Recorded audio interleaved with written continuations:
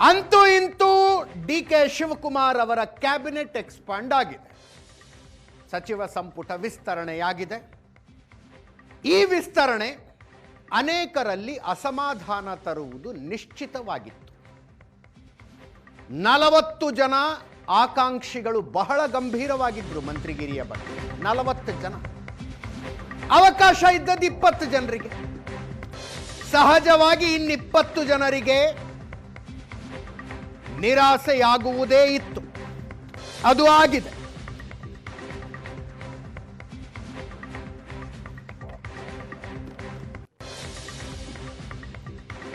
ಹಾಗೆ ನಿರಾಸೆಗೊಂಡವರು ಎಷ್ಟರ ಮಟ್ಟಿಗೆ ಸಿಟ್ಟಾಗಿದ್ದಾರೆ, ಸಿಟ್ಟಾಗಿ ಏನು ಮಾಡ್ತಾರೆ ಅನ್ನೋದು ಕುತೂಹಲ.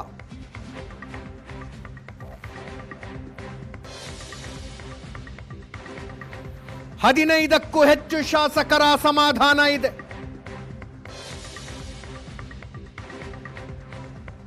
ನಮಗೆ ಅನ್ಯಾಯ ಆಯಿತು, ನಮ್ಮ ಜಿಲ್ಲೆಗೆ ಅನ್ಯಾಯ ಆಗಿದೆ, ನಮ್ಮ ಸಮುದಾಯಕ್ಕೆ ಅನ್ಯಾಯ ಆಗಿದೆ. ಈ ರೀತಿಯ ಅಸಮಾಧಾನ, ಆಕ್ರೋಶ ಹೊರಗೆ ಬರ್ತಾ ಇದ್ದಾವೆ. ಕೆಲವರು ಸ್ವತಃ ಮುಖ್ಯಮಂತ್ರಿಗಳನ್ನ ಭೇಟಿಯಾಗಿ ಬೇಸರ ವ್ಯಕ್ತಪಡಿಸಿದ್ರು.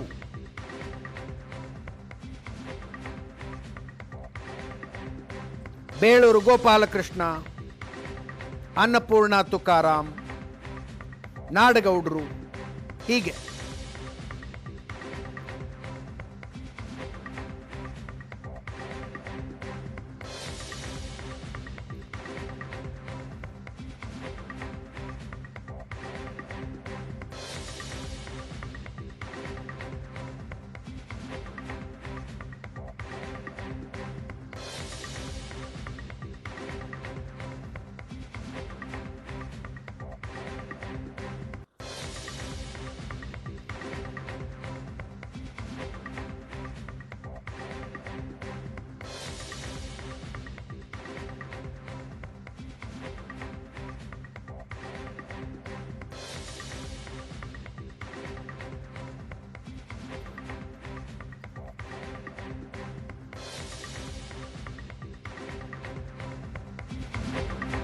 ಮುಖ್ಯಮಂತ್ರಿಗಳ ವಿರುದ್ಧ ಕೆಲವರಿಗೆ ಬೇಜಾರು, ಮಾಜಿ ಮುಖ್ಯಮಂತ್ರಿಗಳ ವಿರುದ್ಧ ಇನ್ನು ಕೆಲವರಿಗೆ ಬೇಜಾರು, ಹೈಕಮಾಂಡ್ ವಿರುದ್ಧ ಮತ್ತೆ ಕೆಲವರಿಗೆ ಬೇಜಾರು.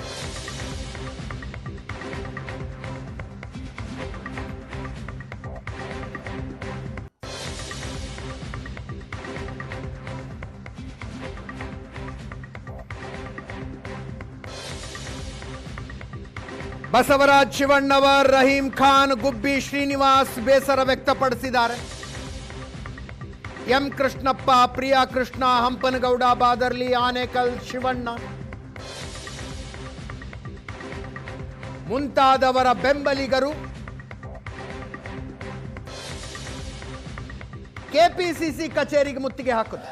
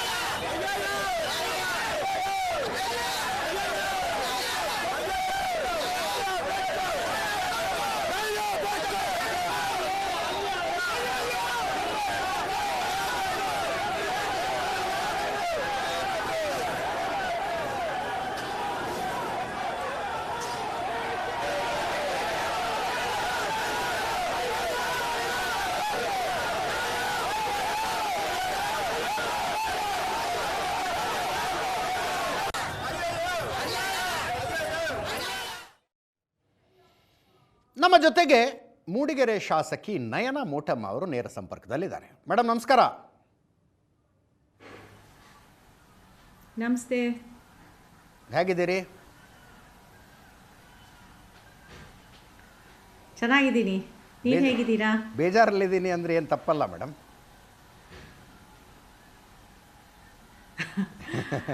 ಬೇಜಾರಂತ ಹೇಳೋಕ್ಕಿಂತ ಹೆಚ್ಚಾಗಿ ನನಗನ್ನಿಸ್ತಾ ಇದೆ ಎಲ್ಲೋ ಒಂದು ರೀತಿ ಮಹಿಳೆಯರನ್ನ ಕಡೆಗಣಿಸಿದ್ದೀವಿ ಅಂತ. ಓಕೆ. ತಮ್ಮದೇ ಜಿಲ್ಲೆಯಿಂದ ಗಾಯತ್ರಿ ಶಾಂತೇಗೌಡ ಅವರ ಹೆಸರು ಬಂದಿತ್ತು, ಬಟ್ ಸಿದ್ದರಾಮಯ್ಯನವ್ರ ಹಠ ಹಿಡಿದು ಆ ಹೆಸರು ತೆಗೆಸಿದ್ರಂತೆ. ಒಂದು ಸ್ಥಾನ ಖಾಲಿ ಇದೆ, ಅದನ್ನು ಮಹಿಳೆಗೆ ಕೊಡಬೇಕು, ಕೊಡ್ತಾರೆ ಅಂತ ಅನ್ನಿಸ್ತಾ ಇದೆ, ಬಟ್ ಯಾರಿಗೆ ಅನ್ನೋದು ಸದ್ಯದ ಪ್ರಶ್ನೆ.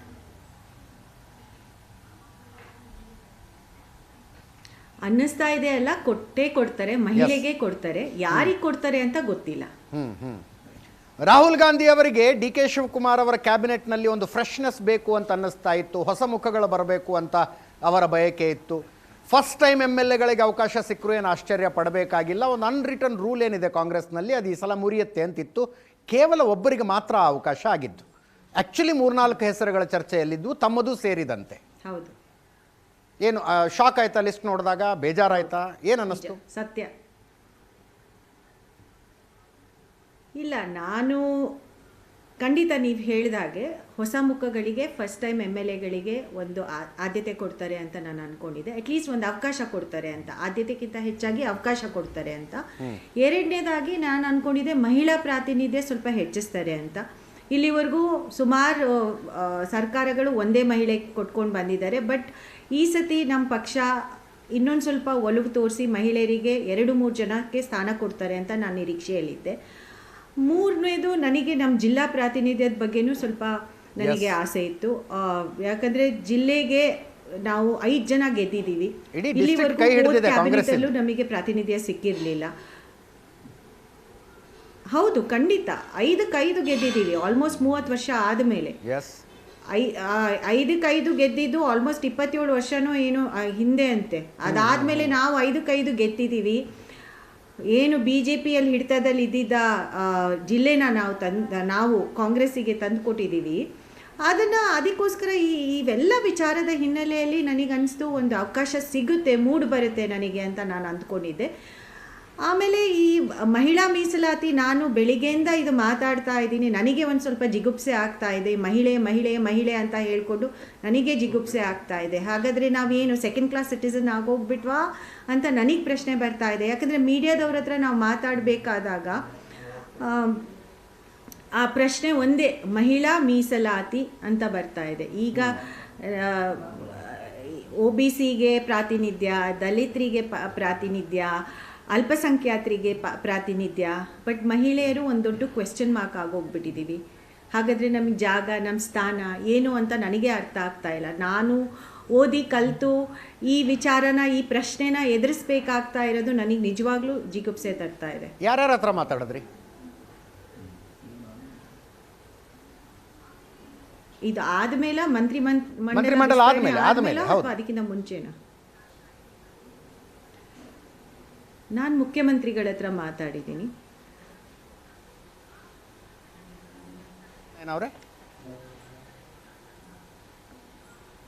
ಮುಖ್ಯಮಂತ್ರಿಗಳ ಹತ್ರ ಮಾತಾಡಿದ್ದೀನಿ. ಮುಖ್ಯಮಂತ್ರಿಗಳು ಖಂಡಿತ ಅವ್ರ ಹತ್ರ ಮನವರಿಕೆ ಮಾಡಿಕೊಂಡೇ ಅವರು ಆಲಿಸಿದ್ದಾರೆ ನನ್ನ ವಿಚಾರನ. ನನಗಿವತ್ತು ಯಾರೋ ಒಬ್ಬರು ತುಂಬ ಚೆನ್ನಾಗಿ ಹೇಳಿದ್ರು, ಮಹಿಳೆಯರಿಗೆ ಯಾಕೆ ಪ್ರಾತಿನಿಧ್ಯ ಕೊಡಬೇಕು ಅಂದರೆ, ಯಾವ ರೀತಿ ಹಿಂದುಳಿದ ವರ್ಗ ಅಥವಾ SC ST OBC ಕಮ್ಯುನಿಟಿಗೆ ಪ್ರಾತಿನಿಧ್ಯ ಸಿಗೋದಿಲ್ಲ ಅಂತ ಕಾರಣಕ್ಕೆ ಒಂದು ರೆಸರ್ವೇಷನು ಅಥವಾ ಒಂದು ಜಾಗ ಸ್ಥಾನಮಾನನ ಕೊಟ್ಟು ಅವ್ರನ್ನ ಮುಂಚೂಣಿಯಲ್ಲಿ ತರಲಿಕ್ಕೆ, ರಾಜಕೀಯದಲ್ಲಿ ಮುಂಚೂಣಿಯಲ್ಲಿ ತರಲಿಕ್ಕೆ ರೆಸರ್ವೇಷನನ್ನು ಕ್ರಿಯೇಟ್ ಮಾಡಿದ್ದು ಒಂದು ಹಂತದಲ್ಲಿ ಅಲ್ವಾ. ರೆಸರ್ವೇಷನ್ ಅಂತ ನಾವೇನು ಇದರಲ್ಲಿ ಮಾತಾಡ್ತೀವಿ ರಾಜಕೀಯದಲ್ಲಿ, ಅದೇ ರೀತಿ ಮಹಿಳೆಯರಿಗೆ ಆ ಜಾಗ ಸಿಗೋದಿಲ್ಲ, ಸ್ಥಾನಮಾನ ಸಿಗೋದಿಲ್ಲ ಅಂತ ಕಾರಣಕ್ಕೆ ಈ ಮಹಿಳಾ ಮೀಸಲಾತಿ ಹೋರಾಟ ನಡೆದು ಈಗ ಒಂದು ಕಾಯ್ದೆ ಬಂದ್ಬಿಟ್ಟು ಅದಿನ್ನೇನು ಜಾರಿಗೆ ತರಬೇಕಾಗಿದೆ. ಈ ಒಂದು ಸಮಯದಲ್ಲಿ ಫಸ್ಟ್ ಟೈಮರು ಸೆಕೆಂಡ್ ಟೈಮರು ಅಂತ ಲೆಕ್ಕಕ್ಕೆ ಬರೋದಿಲ್ಲ ಅಂತ ನಾನು ಅಂದ್ಕೊಳ್ತೀನಿ. ಅನುಭವಕ್ಕಿಂತ ಹೆಚ್ಚಾಗಿ ನಮ್ಗೆ ಅನುಭವ ಸಿಗೋದು ನಮ್ಗೆ ಅವಕಾಶ ಸಿಕ್ಕಿದಾಗ. ಇದನ್ನು ತುಂಬ ಚೆನ್ನಾಗಿ ನನಗೆ ಯಾರೋ ಹೇಳಿದ್ರು ಇವತ್ತು. ನೀವು ಅನುಭವದ ಕೊರತೆ ಅಂತ ನೀವು ಮಾತಾಡಬಾರ್ದು. ಯಾವ ರೀತಿ ನಾವು ಅಂದರೆ ಮಹಿಳೆಯರನ್ನು ನಾವು ಆ ಕ್ಯಾಟಗರಿಯಲ್ಲಿ ನೋಡಿಬಿಟ್ಟು, ಯಾಕಂದರೆ ಇರೋದೇ ನಾವು ಈ ಟೋಟಲ್ ಆಗಿ 11 ಜನ, ಇಡೀ ಎಲ್ಲ ಪಕ್ಷಗಳು ಸೇರಿ 224 ಅಸೆಂಬ್ಲಿ ಕಾನ್ಸ್ಟಿಟ್ಯೂಯೆನ್ಸಿಯಲ್ಲಿ ಗೆದ್ದು ಬಂದಿರೋ ಮಹಿಳಾ ಶಾಸಕರು 11 ಜನ. ಅದರಲ್ಲಿ ಪಕ್ಷದ ಚಿಹ್ನೆ, ನಮ್ಮ ಕಾಂಗ್ರೆಸ್ ಪಕ್ಷದ ಚಿಹ್ನೆಯಲ್ಲಿ ಗೆದ್ದು ಬಂದಿರೋರು 5 ಜನ, ಒಬ್ಬರು ಇಂಡಿಪೆಂಡೆಂಟ್ ಆಗಿ ನಮ್ಮ ಜೊತೆ ಗುರುತಿಸ್ಕೊಂಡಿರೋರು, ಇನ್ನು 4 ಜನ ಮೇಲ್ಮನೆಯಲ್ಲಿ ಇರೋದು. ಸೊ ಈ ಹಿನ್ನೆಲೆಯಲ್ಲಿ ಅದಲ್ದಲೇ ಮಹಿಳಾ ಮೀಸಲಾತಿ ಇನ್ನೇನು 1-2 ವರ್ಷದಲ್ಲಿ 2028 ಚುನಾವಣೆಯಲ್ಲಿ ಜಾರಿಗೆ ಬಂದ್ರೇನು ಆಶ್ಚರ್ಯ ಇಲ್ಲ. ಆ ಸಮಯದಲ್ಲಿ ನಾವು ಒಂದು ಹೊಸಲಲ್ಲಿ ನಿಂತಾಗ ಅದನ್ನು ದಾಟಿ ತೋರಿಸ್ಬೇಕಲ್ಲ. ನಾವು ಯಾವ ವಿಚಾರದಲ್ಲಿ ಪಕ್ಷ ಮಾತಾಡುತ್ತೆ ಅದಕ್ಕೆ ನಾವು ಬದ್ಧತೆ ತೋರಿಸ್ಬೇಕಲ್ಲ. ನಮಗೆ ಮಹಿಳಾ ನನ್ನ ಕೊಲೀಗ್ ಪ್ರಶಾಂತ್ ನಾಥ್ ಕೂಡ ಜಾಯ್ನ್ ಆಗಿದ್ದಾರೆ. ಜೊತೆಗೆ ಬಂಗಾರಪೇಟೆ ಶಾಸಕರಾದ ನಾರಾಯಣ ಸ್ವಾಮಿ ಅವರು ನಮ್ಮ ಜೊತೆಗಿದ್ದಾರೆ. ನಯನ ಮೇಡಮ್ ನಮಸ್ಕಾರ. ನಮಸ್ತೆ. ಆದರೆ ನೀವು ಮಂತ್ರಿ ಆಗೋದು ಬೇಡ ಅಂತ ಹೇಳಿದ್ದು ನಿಮ್ಮ ಪಕ್ಷದ ಕಾರ್ಯಕರ್ತರು, ನಿಮ್ಮ ಪಕ್ಷದ ಪದಾಧಿಕಾರಿಗಳೇ.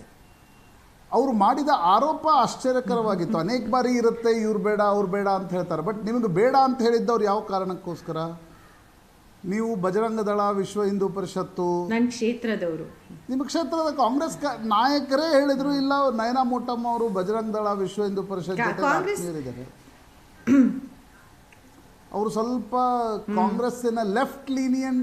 ಅದು ಈ ಕಂಟಿನ್ಯೂ ಆಗಿ ಬಂದಿದೆ. ಈಗೇನಾಗಿದೆ, ನನಗೆ ಅಧಿಕಾರ ಸಿಕ್ಕಿದ ಮೇಲೆ ಈಗ ನಮ್ಮ ಪಕ್ಷದಲ್ಲಿ ಏನಿದೆ ಅಂದರೆ ಒಂದು ಪೋಸ್ಟ್ ಅಂತ ಇದೆ, ಬ್ಲಾಕ್ ಅಧ್ಯಕ್ಷರು, ಹೋಬಳಿ ಅಧ್ಯಕ್ಷರು. ನಾನು ಅವರು ಸಲಹೆ ಸಹಕಾರ ತಗೊಂಡು ನಾನು ಅನುದಾನ ಹಂಚ್ತೀನಿ ಅಥವಾ ನಾನು ಅಧಿಕಾರನ ನಡೆಸ್ತೀನಿ. ಆದರೆ ಸ್ವಲ್ಪ ಜನ ಸೀನಿಯರ್ಸ್ ಅಂತ ಏನಿರ್ತಾರೆ ಅವರಿಗೆ ಪಕ್ಷದಲ್ಲಿ ಪದವಿ ಪೋಸ್ಟ್ ಇಲ್ದಲೇ ಹೋದ್ರೂ ಅವರನ್ನು ನಾವು ಏನು ವಿಶ್ವಾಸಕ್ಕೆ ತಗೊಂಡು ನಡೆಸಬೇಕು ಅಂತ ಅವ್ರದ್ದೇ ಆದಂಥ ಒಂದು ಹಿಡಿತ ಅಥವಾ ಇದನ್ನು ಅವ್ರದ್ದೇ ಆದಂಥ ಒಂದು ಏನು ಹೇಳ್ತಾರೆ ಕಂಟ್ರೋಲ್ ಇಟ್ಕೊಳ್ಳೋಕ್ಕೆ ಪ್ರಯತ್ನ ಮಾಡ್ತಾರೆ. ಅದರಲ್ಲಿ ನನಗೆ ಅವ್ರಿಗೆ ಸ್ವಲ್ಪ ತಿಕ್ಕಾಟ ಆಯಿತು ಹೊರತು ಬೇರೆ ಇನ್ನೇನೂ ಅಲ್ಲ.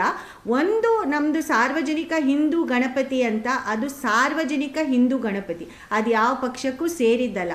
ಅದು ಪಕ್ಷ ಯಾವ ಅಧಿಕಾರದಲ್ಲೇ ಇದೆ ಅದು ವರ್ಷಕ್ಕೂ ಅಂದರೆ ಅಧಿಕಾರ ಬದಲಾಯಿಸ್ದಂಗೂ ಅದು ಹಸ್ತಾಂತರ ಆಗ್ತಾ ಬಂತು. ಅದು ಕೊನೆ ಪಕ್ಷದಲ್ಲಿ ಹೆಚ್ಚಿನ BJP ಕಾರ್ಯಕರ್ತರು ಅದರಲ್ಲಿ ಇನ್ವಾಲ್ವ್ ಆಗಿದ್ದಾರೆ. ಈಗ ಅದು ಶುರು ಮಾಡಿದ್ದು ಕಾಂಗ್ರೆಸ್ ಪಕ್ಷನೇ, ನಮ್ಮ ತಾಯಿ ಶುರು ಮಾಡಿದ್ದು ಅದು ಸಾರ್ವಜನಿಕ ಗಣಪತಿ ಅಂತ. ಅದನ್ನು ಈಗ ಸಾರ್ವಜನಿಕ ಹಿಂದೂ ಗಣಪತಿ ಅಂತ ಮಾಡಿದ್ದಾರೆ. ಅದರಲ್ಲಿ ಕಾರ್ಯಾಧ್ಯಕ್ಷ ಆ ಕ್ಷೇತ್ರದ ಶಾಸಕರು. ಸೊ ನಾನು ಆ ಕಾರ್ಯಕ್ರಮದ ಕಾರ್ಯಾಧ್ಯಕ್ಷ ಆಗಿ ನಾನು ಆ ಕಾರ್ಯಕ್ರಮಕ್ಕೆ ಹೋಗಿದ್ದೆ. ಅವರು ಏನು ಈಗ ಆರ್ಗನೈಸರ್ ಇದ್ದಾರೆ ಅವರು ಒಬ್ಬರನ್ನ ಕರೆದಿದ್ರು, ಪ್ರಮೋದ್ ಮುತಾಲಿಕ್ ಅವ್ರನ್ನ ಕರೆದಿದ್ರು. ಈಗ ಜಿದ್ದಾಜಿದ್ದಿ ಆಗಿದ್ದು ಅಷ್ಟಕ್ಕೆ ನಾನು ಸ್ಟೇಜಿನ ವೇದಿಕೆನ ಅವ್ರ ಜೊತೆ ಹಂಚ್ಕೊಂಡೆ ಅಂತ.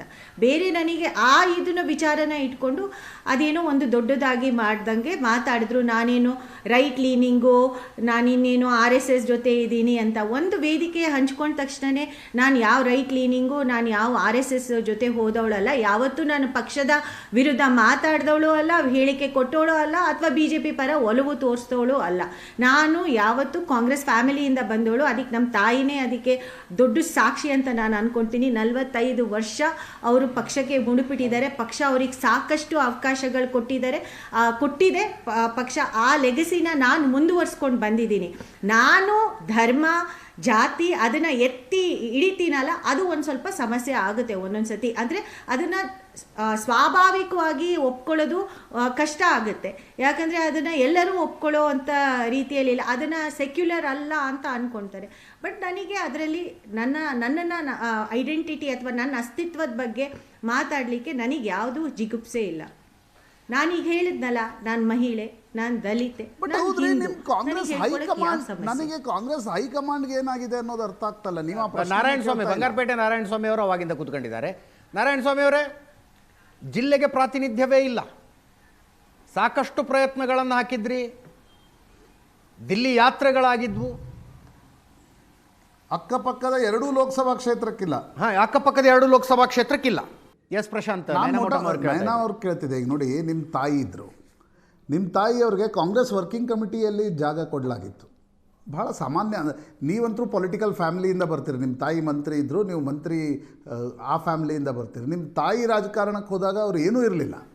ನೇರವಾಗಿ ಕಾಂಗ್ರೆಸ್ ಆಯ್ಕೆ ಮಾಡಿರ್ತಕ್ಕಂಥ ಒಬ್ಬ ಮಹಿಳಾ ಶಾಸಕಿಯಾದರು, ಮಂತ್ರಿ ಆದರು, CWC ಸದಸ್ಯ ಆದರು. ನಂಗೆ ನೆನಪಿದೆ, ಮಲ್ಲಾಜಮ್ಮ ಅವ್ರಿಗೆ ಇಲ್ಲದ ಟಿಕೆಟನ್ನು ಮಳವಳ್ಳಿಯಲ್ಲಿ ಕೊಡಲಾಯ್ತು ಹಿಂದೆ. ನರೇಂದ್ರ ಸ್ವಾಮಿ ಅದಕ್ಕೆ ಬಂಡಾಯ ಎದ್ರು ತಾನೆ. ಅದು ಕಾಂಗ್ರೆಸ್ ಹೈಕಮಾಂಡ್ ಕೊಡಿಸಿತ್ತು. ಈ ಕಾಂಗ್ರೆಸ್ ಹೈಕಮಾಂಡ್ ಏನು ಮಾಡ್ತಾ ಇದೆ? 33% ಮಹಿಳಾ ಮೀಸಲಾತಿಗೆ ನೀವು ರಾಷ್ಟ್ರೀಯ ಪಕ್ಷಗಳು ಸಪ್ರೇಟ್ ಕೊಟ್ಟು, ಈಗ BJPನೂ ಅದನ್ನೇ ಮಾಡ್ತಿಲ್ಲ, ಮಂತ್ರಿ ಮಾಡಲಿಲ್ಲ ಅನೇಕ ವರ್ಷಗಳ ಕಾಲ. ನೀವು ಆ ಪ್ರಶ್ನೆಯನ್ನೇ ಕೇಳಲ್ವಾ? ನಿಮ್ಮ ಪಾರ್ಟಿಗೆ ಕೇಳಬೇಕಾಗಿರ್ತಕ್ಕಂಥ ಪ್ರಶ್ನೆ ತಾನೇ ಇದೀಗ. ಗಾಯತ್ರಿ ಶಾಂತೇಗೌಡರ ಹೆಸರನ್ನು ಹಾಕಿದಾಗಲೇ ಗೊತ್ತಿತ್ತು ಅದು ಹೋಗುತ್ತೆ ಅಂತ. ಕೇಳ್ತಾ ಇಲ್ಲ,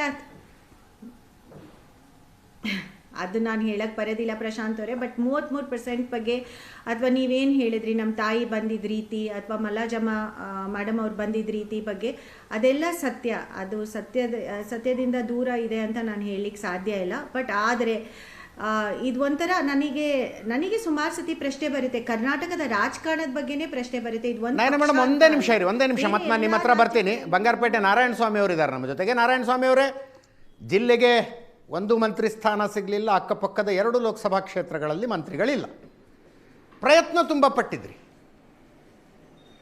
ಏನು ಮಿಸ್ ಆಯಿತು? ಎಲ್ಲಿ ಉಲ್ಟಾ ಹೊಡೀತು? ಏನು ನಾಯಕರ ಎಕ್ಸ್ಪ್ಲನೇಷನ್ ಕೊಡ್ತಿದ್ದಾರಾ? ಅಲ್ಲ, ನಾನು ಹೇಳ್ತಾ ಇದ್ದೆ, ಇದು ಕರ್ನಾಟಕ ರಾಜ್ಯದ ಒಂದು ಚಿಂತಾಜನಕವಾದ ಪರಿಸ್ಥಿತಿ. ಇದು ಯಾವುದೇ ಪಕ್ಷಕ್ಕೆ ಸೀಮಿತ ಅಲ್ಲ, ಅಷ್ಟು ಮಟ್ಟಕ್ಕೆ ಪುರುಷ ಪ್ರಧಾನ ಇದೆ ಅಂತ ಎಲ್ಲ ಪಕ್ಷಗಳಲ್ಲೂ. ಯಾಕಂದರೆ ಇದಕ್ಕೆ ಹಿಂದಿನ ಸರ್ಕಾರಗಳು ಮಹಿಳೆಯರಿಗೆ ಒಂದಕ್ಕಿಂತ ಜಾಸ್ತಿ ಕೊಟ್ಟಿಲ್ಲ. ಆಮೇಲೆ ಏನಾಗಿದೆ ಅಂದರೆ, ಬೇರೆ ಬೇರೆ ರಾಜ್ಯಗಳಲ್ಲಿ ನೋಡಿದ್ರೆ ಆಲ್ಮೋಸ್ಟ್ ಅವ್ರ ಕ್ಯಾಬಿನೆಟಲ್ಲಿ 15% 10% ಮೀರಿ ಮಹಿಳೆಯರಿದ್ದಾರೆ.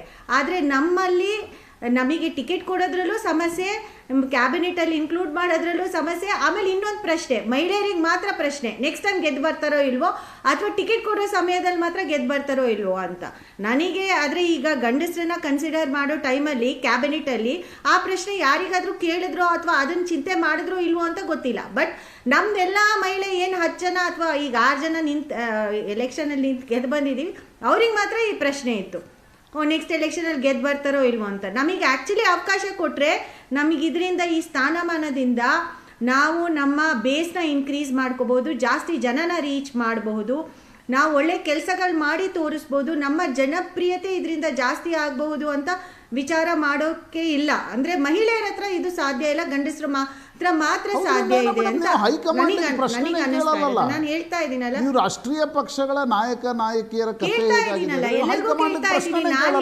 ಶಾಮನೂರು ಮಲ್ಲಿಕಾರ್ಜುನ್ ಪ್ರಶ್ನೆ ಕೇಳ್ತಾರೆ, ಹೆಸರು ಸೇರಿಸ್ತಾರೆ ಅವರು. ನಾನು ಪ್ರಶ್ನೆ ಕೇಳ್ತಾ ಇದ್ದೀನಲ್ಲ, ನನಗೆ ಹೇಳ್ತಾ ಇದ್ದೀನಲ್ಲ, ನನಗೆ ಚಿಂತಾಜನಕವಾದ ಪರಿಸ್ಥಿತಿ. ಪಕ್ಷ ಆತ್ಮ ಅವಲೋಕನ ಮಾಡ್ಕೋಬೇಕಾಗಿದೆ. ಮಹಿಳಾ ಮೀಸಲಾತಿ ಜಾರಿಗೆ ಬಂದರೆ 2028ರಲ್ಲಿ ನಾವು we are in real trouble ಆಯಿತಾ. ಮಹಿಳೆಯರಿಗೆ ಈ ರೀತಿ ಕಡೆಗಣಿಸಿದ್ರೆ ನಿಜವಾಗ್ಲೂ ನಮಗೆ ನಾಳೆ ಜನರನ್ನ ಫೇಸ್ ಮಾಡೋದು, ವಿರೋಧ ಪಕ್ಷನ ಫೇಸ್ ಮಾಡಲಿಕ್ಕೆ ತುಂಬ ಕಷ್ಟ ಆಗುತ್ತೆ ಅಂತಲೇ ನಾನು ಹೇಳ್ತಾ ಇರೋದು. ನಾನು ಪ್ರಶ್ನೆನೇ ಮಾಡ್ತಾ ಇರೋದು, ನಾನು ಸೋನಿಯಾ ಗಾಂಧಿ ಅವರನ್ನು ಭೇಟಿಯಾಗಿದ್ದೀರಾ? ಎಲ್ಲ ಶಾಸಕಿಯರು, ಬೇರೆ ಖನಿಜಾ ಫಾತಿಮಾ, ಲಕ್ಷ್ಮೀ ಹೆಬ್ಬಾಳ್ಕರ್, ಲತಾ ರಾಜಶೇಖರ್, ನಯನಾ ಮೋಟಮ್ಮ, ತುಕಾರಾಮ್ ಅವರ ಪತ್ನಿ, ನಿಮ್ಮ ರೂಪಾ ಶಶಿಧರ್ ಹೋಗಿ ಭೇಟಿಯಾಗಿದ್ದೀರಾ ಯಾವತ್ತಾದರೂ ಸೋನಿಯಾ ಗಾಂಧಿ ಅವ್ರನ್ನ? ಇಲ್ಲ ಮೇಡಮ್, ಇಲ್ಲೊಂದು ಮಹಿಳಾ ರಿಪ್ರೆಸೆಂಟೇಷನ್ ಒಂದಿದ್ದದನ್ನು 2 ಕೊಡಬೇಕು ಅಂತ ಹೇಳಿದ್ದೀರಾ?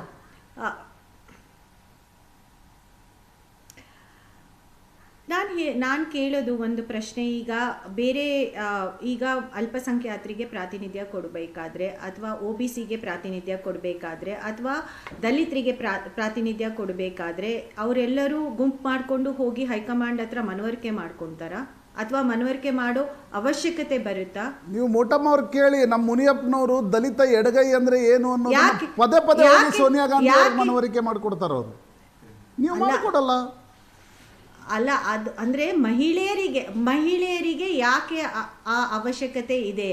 ಮಹಿಳೆಯರಿಗೆ ಇದನ್ನು ವರಿಷ್ಠರೇ ಡಿಸೈಡ್ ಮಾಡಬೇಕಾಗಿರೋದು, ಪಕ್ಷದೊಳಗಡೆ ಇದು ಒಂದು ನಿರ್ದಿಷ್ಟವಾದ ನಿರ್ಧಾರ ತಗೋಬೇಕಾಗಿರೋದು ನನ್ನ ಪ್ರಕಾರ. ಇದು ಅಂದರೆ ನಾನು ಹೇಳ್ತಾ ಇದ್ದೀನಲ್ಲ, ನನಗೆ ಬೆಳಿಗ್ಗೆಯಿಂದ ನಿಜವಾಗ್ಲೂ ನನಗೆ ನಿನ್ನೆ ಏನು ಅಷ್ಟು ಮಟ್ಟಕ್ಕೆ ಅನ್ನಿಸ್ಲಿಲ್ಲ. ಇವತ್ತು ನನಗೆ ಮಾಧ್ಯಮದವರು ಎಸ್ಪೆಷಲಿ ನನಗೆ ಮಹಿಳಾ ಪತ್ರಕರ್ತರು ಮಾಧ್ಯಮದವರು ಫೋನ್ ಮಾಡಿಬಿಟ್ಟು ತುಂಬ ಜನ ಇದನ್ನು ವ್ಯಕ್ತಪಡಿಸಿದ್ರು, ಬೇಜಾರು ವ್ಯಕ್ತಪಡಿಸಿದ್ರು. ನಾವೇ ನಿಮ್ಮ ಪರವಾಗಿ ಪ್ರೊಟೆಸ್ಟ್ ಮಾಡ್ತೀವಿ ಅಂತ ಮಾತಾಡಿದ್ರು. ಅಂದರೆ ಅಷ್ಟು ನಮಗೆಲ್ಲರಿಗೂ ಹಿಂಸೆ ಆಗ್ತಾ ಇದೆ. ಬೇರೆ ಬೇರೆ ಕ್ಷೇತ್ರದಲ್ಲಿ ಕೆಲಸ ಮಾಡ್ತಿರೋ ಮಹಿಳೆಯರಿಗೆ ನಾವು ಒಂದು ಒಳ್ಳೆ ಉದಾಹರಣೆ ಆಗ್ಲಿಕ್ಕೆ ಸಾಧ್ಯ ಆಗ್ತಾ ಇಲ್ಲ ಅಂತ ನನಗೆ ನಿಜವಾಗ್ಲೂ ಇದು ಒಂದು ರೀತಿ ಬೇಜಾರಿನ ಸಂಗತಿ. ನಿಮಗೂ ಮತ್ತು ಡಾಕ್ಟರ್ ಆರತಿ ಕೃಷ್ಣ ಅವರ ಪೈಪೋಟಿಯಲ್ಲಿ, ನಾನು ಕಿತ್ತಾಟ ಅಂತ ಹೇಳಲ್ಲ, ಪೈಪೋಟಿಯಲ್ಲಿ ಅದು ಗಾಯತ್ರಿ ಶಾಂತೇಗೌಡರಿಗೆ ಹೋಯಿತು. ಗಾಯತ್ರಿ ಶಾಂತೇಗೌಡರ ಹೆಸರು ಹಾಕಿದಾಗಲೇ ಗೊತ್ತಿತ್ತು ಸಿದ್ದರಾಮಯ್ಯನವ್ರು ವಿರೋಧ ಮಾಡ್ತಾರಂತ, ಅದಕ್ಕೆ ಆ ಹೆಸರು ಹಾಕಿತ್ತು ಅಂತ ನನಗನ್ಸದ್ದು, ನನ್ನ ಗಟ್ ಫೀಲಿಂಗ್. ಅಂದರೆ ಅದರ ಅರ್ಥ ಬೇರೆ ಎಲ್ಲೋ ಹೋಗೋದಿದೆ ಅದು ಪೊಲಿಟಿಕಲ್ ಅನಾಲಿಸಿಸ್, ಅಷ್ಟು ಮಟ್ಟಕ್ಕೆ ಪೊಲಿಟಿಕಲ್ ಅನಾಲಿಸಿಸ್ ನಾನು ಮಾಡ್ಲಿಕ್ಕೆ ಹೋಗೋದಿಲ್ಲ ಸರ್. ಅವು ಹೈಕಮಾಂಡ್ದು ಚಿಂತನೆ ಬಗ್ಗೆ ನಾನು ಆ ಮಟ್ಟಕ್ಕೆ ವಿಶ್ಲೇಷಣೆ ಮಾಡಲಿಕ್ಕೆ ಬಯಸೋದಿಲ್ಲ. ಇದು ನಮ್ಮಿಬ್ಬರು ಪೈಪೋಟಿಯಲ್ಲಿ ಮೂರನೇವ್ರಿಗೆ ಹೋಯಿತು ಅಂತ ಹೇಳೋಕ್ಕಿಂತ ಹೆಚ್ಚಾಗಿ ಗೊತ್ತಿಲ್ಲ ಏನೇನು ಅಂದರೆ ಅವ್ರು ಏನೇನು ಕನ್ಸಿಡರೇಷನ್ ಇಟ್ಕೊಂಡಿದ್ರು, ಏನೇನು ಹಿನ್ನೆಲೆ ಇಟ್ಕೊಂಡಿದ್ರು, ಅದನ್ನು ಡಿಸಿಷನ್ ತೊಗೊಳ್ಳೋ ಟೈಮಲ್ಲಿ ಅದು ನನಗೆ ಗೊತ್ತಿಲ್ಲ. ಬಟ್ ಆಗಿದ್ದು ನನಗೆ ನಾನು ಹೇಳಿದಾಗೆ ಪಕ್ಷ ನಿಜವಾಗ್ಲೂ ಆತ್ಮ ಅವಲೋಕನ ಮಾಡ್ಕೋಬೇಕಾಗಿದೆ. ಮಹಿಳಾ ಪ್ರಾತಿನಿಧ್ಯದ ವಿಚಾರದಲ್ಲಿ ನಿಜವಾಗ್ಲೂ ಇದು ದೊಡ್ಡ ಪ್ರಶ್ನೆ ಆಗಿದೆ. ನನಗೆ ಅನ್ನಿಸ್ತಾ ಇದೆ, ನಾನು ಇಷ್ಟು ಮಾಧ್ಯಮದವ್ರ ಹತ್ರ ಮಾತಾಡ್ತಾ ಇದ್ದೀನಿ, ಅದರಿಂದ ನನ್ನ ಚಾನ್ಸ್ ಏನು ಕಟ್ಟಾಗುತ್ತೆ ಅಂತ ನನಗೆ ಗೊತ್ತಿಲ್ಲ. ಇರೋ ಅವಕಾಶ ಇದೆಯೋ ಇಲ್ವೋ ಅಂತ, ಅಥವಾ ಆಲ್ರೆಡಿ ನನಗೆ ಕ್ರಾಸ್ ಇಂಟು ಮಾರ್ಕ್ ಆಗೋಗಿದೆಯಾ ಅಂತ. ಈಗ Lakshmi Hebbalkar, your close friend of Lakshmi Hebbalkar, ಅವ್ರ ಮಗನ ಮದುವೆಯಲ್ಲೂ ನೋಡ್ತಿದ್ವಿ ನಾವು, ನೀವಿಬ್ರು ಭಾರಿ ಆತ್ಮೀಯರು. ಯಾಕೆ ಅವ್ರು ತಪ್ಪು ಅನ್ನೋದು ಇಲ್ಲಿವರೆಗೆ ನನ್ನನ್ನು ರಾಜಕೀಯವಾಗಿ ಬೆಳೆಸಿದಂಥ ಅವರು ನನ್ನ ಮಾರ್ಗದರ್ಶಕರು, ನನ್ನ ಒಳ್ಳೆ ರೀತಿಯಲ್ಲಿ ನನ್ನನ್ನು ನಡೆಸ್ಕೊಂಡು ಬಂದವರು. ನಾನು ಒಂದು ಕಡೆ ಅಥವಾ 2-3 ಕಡೆ ಹೇಳಿಕೆ ಕೊಟ್ಟಿದ್ದೆ, ಅವ್ರ ಸೆರೆಗೆ ಹಿಡಿದು ನಾನು ರಾಜಕೀಯ ಕಲ್ತಿದ್ದೀನಿ, ನಮ್ಮ ತಾಯಿದಲ್ಲ ಅಂತ ನಾನು ಹೇಳಿದ್ದೆ. ಸುಮಾರು ಕಡೆ ಹೇಳಿದ್ದೀನಿ, ಇವತ್ತು ಹೇಳ್ತಾ ಇದ್ದೀನಿ. ಯಾಕಂದರೆ ಅವ್ರ ಮಹಿಳಾ ಕಾಂಗ್ರೆಸ್ಸಿನ ಅಧ್ಯಕ್ಷ ಆದಾಗ ನಾನು ಪಾಲಿಟಿಕ್ಸಿಗೆ ಬಂದಿದ್ದು, ನಾನು ಸಂಘಟನೆಯಿಂದ ಅವ್ರ ಜೊತೆ ನಾನು ಕಲ್ತ್ಕೊಂಡು ಬಂದಿದ್ದು, ನಾನು ತಳಮಟ್ಟದಿಂದ ಸಂಘಟನೆ ಅವ್ರ ಜೊತೆ ಮಾಡಿಕೊಂಡು ನಾನು ಬಂದಿದ್ದು. ಅವರಿಗೆ ಯಾಕೆ ಇದು ಈ ಮಿನಿಸ್ಟ್ರಿ ತಪ್ಪಿತು ಅಂತ ನನಗೆ ಗೊತ್ತಿಲ್ಲ. ಅದಕ್ಕೆ ಹೈಕಮಾಂಡ್ ಅವರು ಅಥವಾ ನಮ್ಮ ಪಕ್ಷದ ವರಿಷ್ಠರೇ ಅದಕ್ಕೆ ಉತ್ತರ ಕೊಡಬೇಕು. ನಾನು ಉತ್ತರ ಕೊಡ್ಲಿಕ್ಕೆ ಸಾಧ್ಯ ಇಲ್ಲ. ಬಟ್ ನಾನು ಹೇಳೋದು, ನನಗೆ ನಿರೀಕ್ಷೆ ಇದ್ದಿದ್ದು 2-3 ಜನ ಮಹಿಳೆಯರಿಗೆ ಕೊಡ್ತಾರೆ ಅಂತ. ಈಗ ಬಂದಿರೋದು ಒಂದಕ್ಕೆ, ಆ ಒಂದನ್ನು ಮಹಿಳೆಯರಿಗೆ ಈಗ ಉಳಿದಿರೋದು ಒಂದು, ಅದು ಕೊಡ್ತಾರೆ ಅಂತ ನಂಬಿಕೆ ಇದೆ. ಅದು ಕೊಡಬೇಕು ಅಂತ ನಾನು ಕೇಳ್ಕೊಂತೀನಿ. Thank you so much madam.